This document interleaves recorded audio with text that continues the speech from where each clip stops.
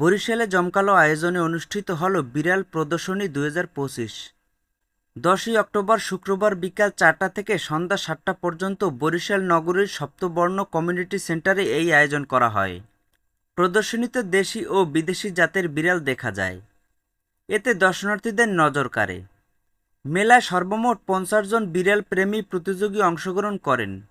৫টি ক্যাটাগরিতে সর্বমোট ১৫ জনকে পুরস্কার প্রদান করা হয়।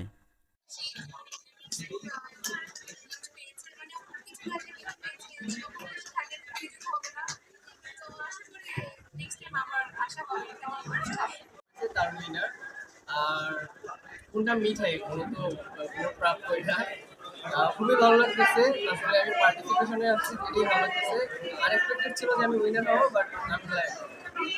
আয়োজকরা জানান, প্রাণী প্রেম ছড়িয়ে দেওয়া ও দায়িত্বশীলভাবে পোষা প্রাণী পালনের বার্তা পৌঁছে দিতেই এই আয়োজনের উদ্যোগ নেওয়া হয়েছে। এছাড়া মেলায় পোষা প্রাণীদের প্রয়োজনীয় সকল সরঞ্জাম বেশ কিছু স্টলে স্থাপন করা হয়। আজকের আয়োজনটা তো অবশ্যই সুন্দর। আমরা বরিশাল শহরে ইতিপূর্বে একবার ক্যাট শো হয়েছিল, এটি দ্বিতীয়বার। এটি একটি ভালো আয়োজন এবং আমার যারা শহরে বিড়াল পালন করে তাদের একটি ভালো সমাবেশ। বিড়াল আসলে সবাই ভালোবাসে এবং এটা পালন করে থাকে। এটা আসলে যে পালন করে তার জন্য একটি আনন্দের জায়গা এবং আমাদের পারিপার্শ্বিকতা পরিবেশের জন্য এটি ভালো।